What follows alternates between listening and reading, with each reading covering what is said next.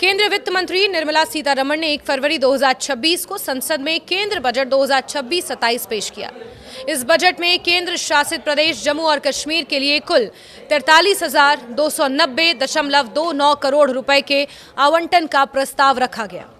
ये राशि पिछले वित्त वर्ष की तुलना में लगभग 1,950 करोड़ रुपए अधिक है। प्रतिशत के हिसाब से देखें तो ये बढ़ोतरी करीब 4.72% की है।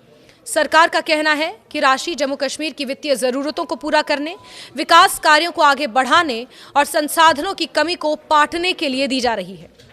बजट दस्तावेजों के अनुसार ये पूरी राशि केंद्र सरकार द्वारा जम्मू कश्मीर को अनुदान यानी ग्रांट इन एड के रूप में दी जाएगी। जम्मू कश्मीर की अपनी आय के स्रोत सीमित हैं, इसीलिए उसे अपने खर्चों को पूरा करने के लिए केंद्र सरकार पर काफी हद तक निर्भर रहना पड़ता है।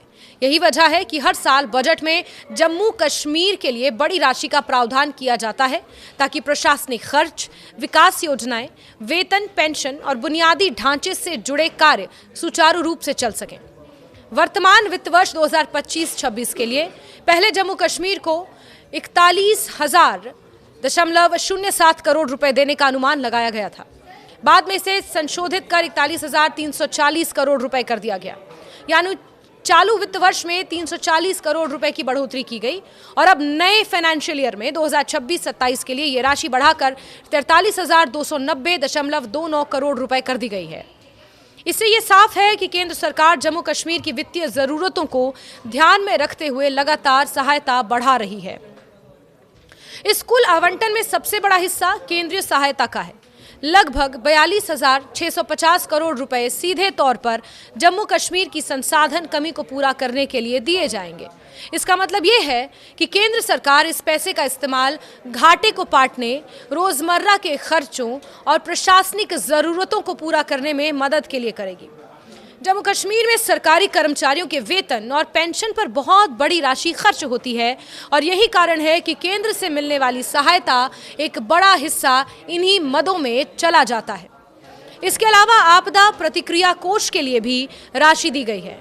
जम्मू कश्मीर भौगोलिक रूप से संवेदनशील क्षेत्र है, जहां भूकंप, भूस्खलन, बाढ़ और भारी बर्फबारी जैसी आपदाएं अक्सर देखने को मिलती हैं। इसी को ध्यान में रखते हुए केंद्र सरकार ने 270 करोड़ रुपए आपदा प्रतिक्रिया कोष के लिए देने का प्रस्ताव रखा है। इस फंड का इस्तेमाल किसी भी प्राकृतिक आपदा की स्थिति में तुरंत राहत और बचाव कार्यों के लिए किया जाएगा। बाढ़ से जुड़े नुकसान की भरपाई के लिए Jhelum Tawi flood recovery project के तहत भी राशि दी गई है। इस योजना के लिए 259 करोड़ रुपए का प्रावधान किया गया है। पिछले साल 2025-26 में इस योजना के लिए 185.34 करोड़ रुपए दिए गए थे। इस बार इसमें लगभग 39.9% की बढ़ोतरी की गई है। इसका मकसद बाढ़ से प्रभावित इलाकों में बुनियादी ढांचे की मरम्मत, जल प्रबंधन सुधार और भविष्य में बाढ़ के खतरे को कम करना है। पूंजीगत व्यय के लिए भी 101 करोड़ रुपए का प्रावधान किया गया है, जो पिछले साल के स्तर पर ही रखा गया है। पूंजीगत व्यय का मतलब है ऐसे खर्च जो लंबे समय तक फायदा पहुंचाएं, जैसे सड़कें, पुल, इमारतें और अन्य बुनियादी ढांचा परियोजनाएं। हालांकि ये राशि बहुत बड़ी नहीं है, लेकिन ये विकास परियोजनाओं को गति देने में मदद करेगी। केंद्रीय वित्त मंत्री ने बजट भाषण के दौरान जम्मू कश्मीर के लिए कुछ खास घोषणाएं की। उन्होंने कहा कि जम्मू और कश्मीर में पर्यावरण के अनुकूल पर्वतीय मार्गों का विकास किया जाएगा। इसका मतलब ये है कि पहाड़ी इलाकों में सुरक्षित और टिकाऊ ट्रेल्स और रास्ते बनाए जाएंगे जो पर्यावरण को नुकसान पहुंचाए बिना पर्यटन को बढ़ावा देंगे। इससे स्थानीय लोगों को रोजगार मिलेगा और पर्यटन आधारित अर्थव्यवस्था को मजबूती। बजट में कृषि और ग्रामीण विकास पर भी जोर दिया गया है। उच्च कीमतों वाले फसलों को बढ़ावा देने, कृषि से जुड़े रोजगार बढ़ाने और ग्रामीण क्षेत्रों की आय में सुधार की बात कही गई है। इसका सीधा फायदा जम्मू कश्मीर को भी मिल सकता है, क्योंकि यहाँ की अर्थव्यवस्था में कृषि और बागवानी की बड़ी भूमिका है।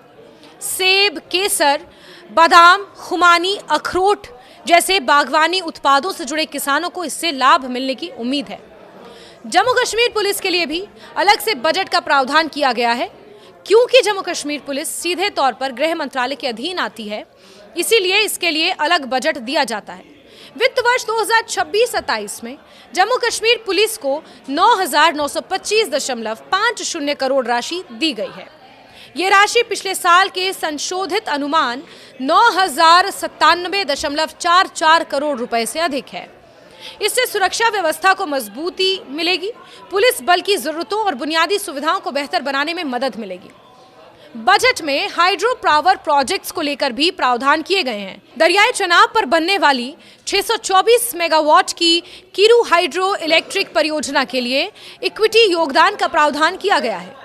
जम्मू कश्मीर में जल विद्युत की काफी संभावनाएं हैं और इन परियोजनाओं से न सिर्फ बिजली उत्पादन बढ़ेगा बल्कि राज्य की आय के स्रोत भी मजबूत हो सकते हैं।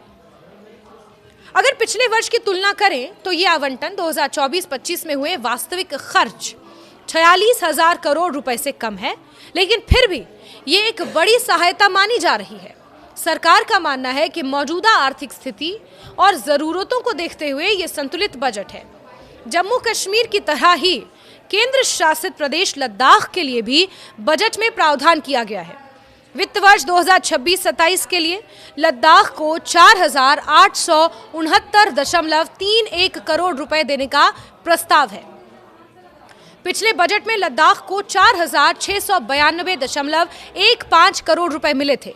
हालांकि 2025-26 के संशोधित अनुमान में ये राशि बढ़कर 7,377.43 करोड़ रुपए हो गई थी। नए बजट में प्रस्तावित राशि में से 2,542.26 करोड़ रुपए राजस्व व्यय और 2,327.05 करोड़ रुपए पूंजीगत व्यय के लिए रखे गए हैं। लद्दाख और जम्मू कश्मीर दोनों ही केंद्र पर वित्तीय रूप से काफी निर्भर हैं। दोनों के अपने संसाधन सीमित हैं।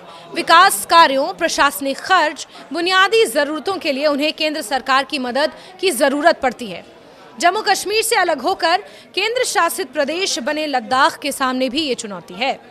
कुल मिलाकर केंद्रीय बजट 2026-2027 में जम्मू कश्मीर और लद्दाख के लिए किए गए प्रावधान ये दिखाते हैं कि केंद्र सरकार इन क्षेत्रों में विकास, स्थिरता और प्रशासनिक जरूरतों को प्राथमिकता दे रही है। बढ़ा हुआ आवंटन जहां एक ओर विकास योजनाओं को सहारा देगा, वहीं दूसरी ओर वेतन, पेंशन और सुरक्षा जैसे जरूरी खर्चों को पूरा करने में मदद करेगा। जम्मू कश्मीर की तरह ही केंद्र शासित प्रदेश लद्दाख के लिए भी बजट में प्रावधान किया गया है। वित्त वर्ष 2026-27 के लिए लद्दाख को 4,869.31 करोड़ रुपए देने का प्रस्ताव है। पिछले बजट में लद्दाख को 4,692.15 करोड़ रुपए मिले थे। हालांकि 2025-26 के संशोधित अनुमान में ये राशि बढ़कर 7,377.43 करोड़ रुपए हो गई थी।